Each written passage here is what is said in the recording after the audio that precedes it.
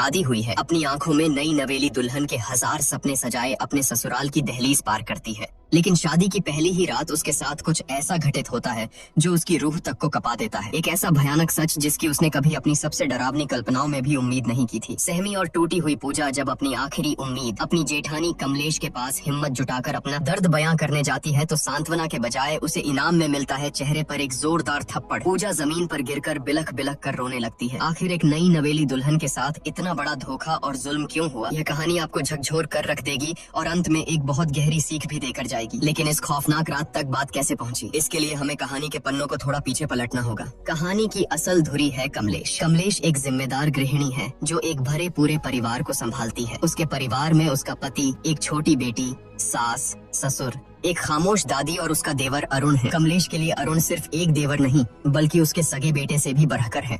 वक्त अपनी रफ्तार से आगे बढ़ता है। अब अरुण जवान हो चुका है और पूरा परिवार उसके लिए रिश्ता देखने जा रहा है। जिस लड़की को देखने पूरा परिवार जा रहा है उसका नाम है पूजा। इंग्लिश ऑनर्स में बीए कर चुकी पूजा अपनी बातों और आत्मविश्वास से सबका मन मोह लेती है। जब वह अपनी मीठी आवाज में एक अंग्रेजी गाना गाकर सुनाती है तो मानो पूरा परिवार उस पर फिदा हो जाता है। अरुण तो जैसे उसे देखते ही अपना दिल हार बैठता है। लेकिन इस पूरे कमरे में एक शख्स ऐसा था जिसके चेहरे पर खुशी की जगह एक उलझन थी। कमलेश को पूजा का यह मॉडर्न और बेबाक अंदाज बिल्कुल रास नहीं आता, लेकिन अरुण की खुशी और उसकी जिद के आगे कमलेश को झुकना ही पड़ता है। मन मारकर ही सही, वह इस रिश्ते के लिए हामी भर देती है। उसी दिन चट मंगनी पट ब्याह की तर्ज पर धूमधाम से रिंग सेरेमनी हो जाती है। पूजा की उंगली में अरुण के नाम की अंगूठी सज जाती है, लेकिन किसी को नहीं पता था कि यह खुशियाँ सिर्फ एक रात की मेहमान है। अगली सुबह कमलेश अपनी सास के साथ ऑटो से कहीं जा रही होती है। अचानक रास्ते में उनकी नजर एक भारी भीड़ और शोर शराबे पर पड़ती है। कुछ लोग सड़कों पर विरोध प्रदर्शन कर रहे थे। तभी भीड़ के बीच कमलेश की नजर एक ऐसे चेहरे पर पड़ती है जिसे देखकर उसके पैरों तले जमीन खिसक जाती है। वह सरेआम भड़क उठती है और हुक्म सुनाती है कि ये सब नौटंकी तुरंत बंद करो। गुस्से से आगबबूला कमलेश आगे बढ़ती है। पूजा का हाथ झटक कर पकड़ती है और उसकी उंगली से सगाई की अंगूठी बेदर्दी से खींचकर निकाल लेती है। एक ही पल में, एक झटके में उसने वो रिश्ता तोड़ दिया जो कल ही जुड़ा था। जब कमलेश यह तूफान लेकर घर लौटती है तो घर में कोहराम मच जाता है। कमलेश का पति उसे आईना दिखाते हुए कहता है कि जो रायता तुमने बिना सोचे समझे फैलाया है उसे अब तुम्हें ही समेटना होगा। बेचारा अरुण भी लाख मिन्नतें करता है, समझाने की कोशिश करता है कि पूजा की सोच गलत नहीं है, लेकिन कमलेश अपने गुरूर में अंधी हो चुकी थी। उसके कानों पर जूं तक नहीं रेंगती और वह किसी की एक नहीं सुनती। कुछ देर बाद कहानी में एक खूबसूरत और जज्बाती मोड़ आता है। अपने रिश्ते को बचाने और अपनी बात समझाने के लिए पूजा खुद कमलेश के पास पहुँचती है। वह बहुत ही नरमी से माफी मांगते हुए कहती है कि अगर हम सही के लिए और दूसरों के हक के लिए खड़े नहीं होंगे तो यह दुनिया धीरे धीरे खत्म हो जाएगी। कमलेश जो भले ही पुरानी सोच की थी लेकिन दिल की साफ थी, पूजा की बातों की गहराई को महसूस कर लेती है। उसका दिल पसीज जाता है और वह मुस्कुराकर कहती है कि मुझे बातें जरा देर से समझ आती हैं, लेकिन जब एक बार समझ आ जाएं तो मैं सही का साथ कभी नहीं छोड़ती। यह कहकर कमलेश पूरे मान सम्मान के साथ वो अंगूठी वापस पूजा को सौंप देती है। आखिरकार शहनाइयां बजती हैं और अरुण तथा पूजा विवाह के बंधन में बंध जाते हैं। लेकिन शादी की इस चकाचौंध के बीच एक परेशानी छिपी थी। शादी वाले दिन पूजा की तबीयत बेहद खराब थी। तेज बुखार और बदन दर्द के कारण उसका बुरा हाल था। फेरों के वक्त भी वह दवाइयों के सहारे मुश्किल से खुद को खड़ा रख पा रही थी। शादी की रस्में पूरी होने के बाद आती है वो रात जिसे हर नई नवेली दुल्हन अपनी जिंदगी की सबसे खूबसूरत रात मानती है, सुहाग रात। अरुण कमरे में आता है और कुछ इधर उधर की औपचारिक बातों के बाद वह पूजा के करीब आने लगता है। पूजा जो दर्द और बुखार से टूट रही थी बहुत ही स्पष्ट शब्दों में अरुण से कहती है कि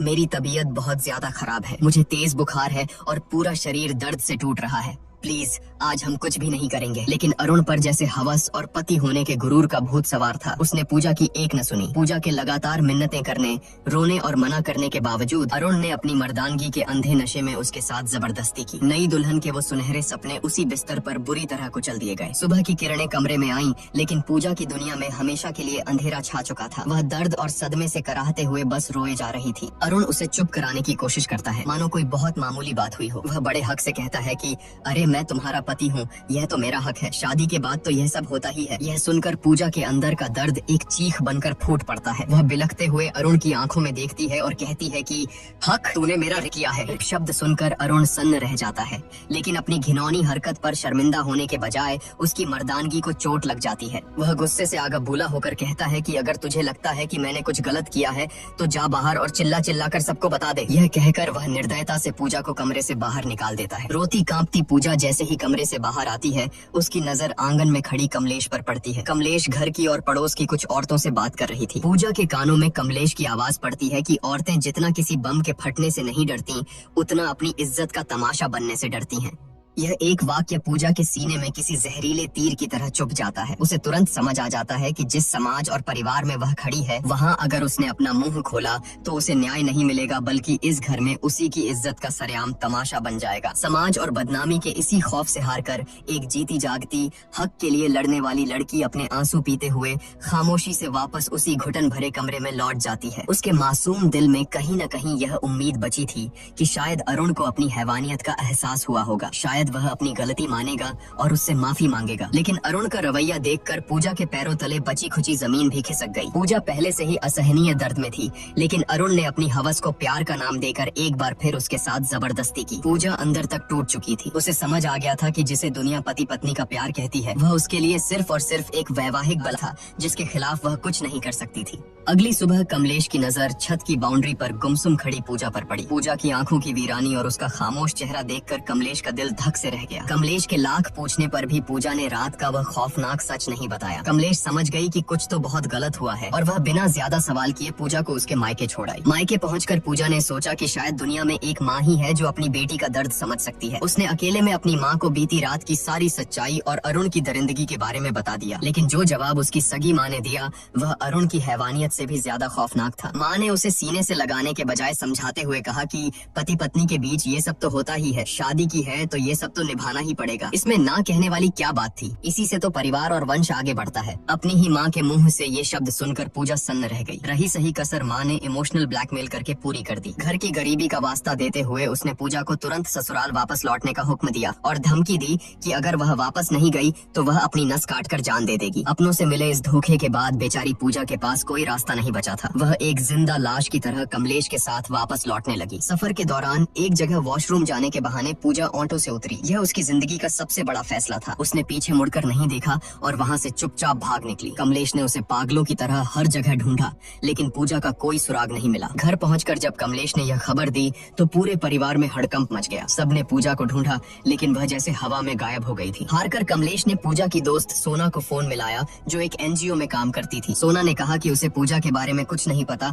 लेकिन वह उसे ढूंढने की पूरी कोशिश करेगी। आखिरकार सोना की तलाश पूरी होती है। पूजा उसे एक सुनसान पार्क के कोने में गुमसुम किसी सहमी हुई बच्ची की तरह बैठी मिल जाती है। जब कमलेश वहां पहुंचती है तो पूजा हिम्मत जुटाकर अरुण की उस खौफनाक रात की सारी दरिंदगी और सच्चाई कमलेश के सामने उगल देती है। लेकिन सालों से अरुण को अपने बेटे की तरह पालने वाली कमलेश का अंधा विश्वास सच्चाई पर भारी पड़ जाता है। सच सुनने के बजाय कमलेश का गुरूर टूटता है और वह गुस्से में आकर पूजा के गाल पर एक जोरदार थप्पड़ जड़ देती है। वह चिल्लाती है और पूजा को लगभग घसीटते हुए वापस उस कैद खाने में ले आती है। भले ही कमलेश ने पूजा को थप्पड़ मार दिया था, लेकिन एक औरत होने के नाते उसके अंदर शक का एक बीज बोया जा चुका था। वहीं दूसरी तरफ हम देखते हैं कि हनीमून के खूबसूरत वादियों में पूजा अंदर से पूरी तरह वीरान और खौफजदा थी। वह अरुण से एक आखिरी उम्मीद के साथ बात करने की कोशिश करती है, लेकिन अरुण की आंखों में प्यार नहीं, सिर्फ एक भूखे भेड़िए जैसी हवस थी। वह एक बार फिर पूजा की चीखों और आंसुओं को अनसुना करते हुए उसके साथ जबरदस्ती करता है। बेचारी पूजा उस बिस्तर पर तड़पने और रोने के अलावा कुछ नहीं कर पाती। वह जिसे अपनी जिंदगी का साथी समझकर समझाने गई थी, वह सिर्फ एक झल्लाद निकला। पूजा को उस रात पूरी तरह समझ आ गया था कि अरुण की नजरों में वह कोई पत्नी या प्यार नहीं, बस उसकी हवस मिटाने का एक बेजान जरिया भर थी। पूजा की जिंदगी एक जीते जागते नर्क में बदल चुकी थी। एक रात खौफ से कांपती पूजा खुद को बाथरूम में बंद कर लेती है। बाहर से अरुण दरवाजे को पीटते हुए उसे बाहर आने का हुक्म देता है। अंदर से डरी सहमी पूजा रोते हुए कहती है कि आज मैं तुम्हारे करीब नहीं आ सकती, मेरे पीरियड्स शुरू हो गए हैं। लेकिन एक हैवान के सिर पर सवार हवस को भला कोई कैसे रोक सकता था? अरुण का जवाब किसी भी इंसान की रूह कपाने के लिए काफी था। वह बेशर्मी और क्रूरता से कहता है कि मुझसे झूठ मत बोल, दरवाजा खोल, मुझे देखना है। यह सुनकर बाथरूम के अंदर खड़ी पूजा की जान सूख जाती है। उसे समझ आ जाता है कि यह दरिंदा उसकी कोई बात नहीं मानेगा। इसी खौफ और बेबसी के बीच पूजा की नजर वहाँ रखी एक ब्लेड पर पड़ती है और सीन यहीं कट हो जाता है। अगली सुबह घर में कोहराम मच जाता है। सबको पता चलता है कि पूजा अस्पताल में है और उसकी हालत बेहद नाजुक है। पूरा परिवार बदहवास हालत में वहाँ पहुँचता है। अरुण अरुण बड़ी चालाकी से कमलेश और बाकी घर वालों को गुमराह करते हुए कहता है कि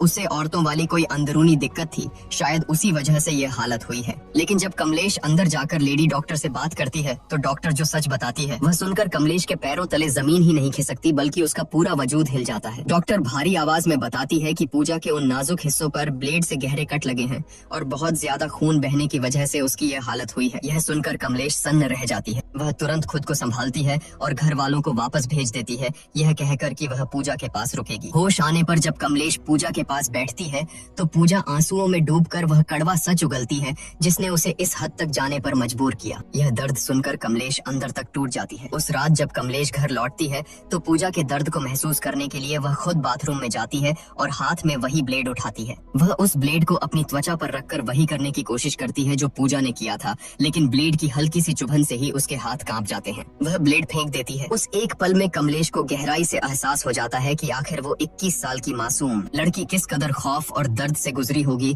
कि उसने खुद को इतनी खौफनाक सजा दे दी। अगले दिन जब अरुण अपनी बेशर्मी का लबादा ओढ़े पूजा से मिलने अस्पताल पहुंचता है तो उसे पता चलता है कि कमलेश पहले ही पूजा को डिस्चार्ज कराकर अपने साथ ले जा चुकी है। अपनी पत्नी की इतनी गंभीर हालत के बावजूद उस जाहिल इंसान के दिमाग में सिर्फ एक ही बात चल रही थी। वह बेशर्म होकर लेडी डॉक्टर से पूछता है कि अब मैं अपनी पत्नी के साथ इंटीमेट तो हो सकता हूँ ना? यह घिनौना सवाल सुनकर डॉक्टर का खून खौल उठता है। वह डॉक्टर पूजा के वो खौफनाक घाव देख चुकी थी और जानती थी कि इसके पीछे कौन है। वह अरुण पर बुरी तरह भड़क जाती है और पूरी ताकत से चिल्लाते हुए कहती है कि बहुत ही नीच और घिनौना इंसान है तू, तेरे जैसे जाहिलों के आड़ में तो गोली मार देनी चाहिए। वह तुरंत सिक्योरिटी गार्ड्स को बुलाती है और अरुण को धक्के मारकर अस्पताल से बाहर फेंकवा देती है, यह चेतावनी देते हुए कि यह जानवर इंसान दोबारा मेरे अस्पताल के आसपास भी नहीं दिखना चाहिए। पूजा जो अपनी आंखों में शादी और एक नए जीवन के 1000 सुनहरे सपने लेकर इस घर में आई थी, आज उसकी जिंदगी एक ऐसे भयानक नर्क में तब्दील हो चुकी है जहां उसका ही पति उसका सबसे बड़ा मुजरिम बन गया है। प्यार और हक के नाम पर पूजा ने जो झेला है वो मौत से भी बदतर था, लेकिन अब जब पूजा मौत के मुंह से वापस लौट आई है और उसे उस कमलेश का साथ मिल गया है जो कल तक उसी के खिलाफ खड़ी थी, तो अब आगे क्या होगा?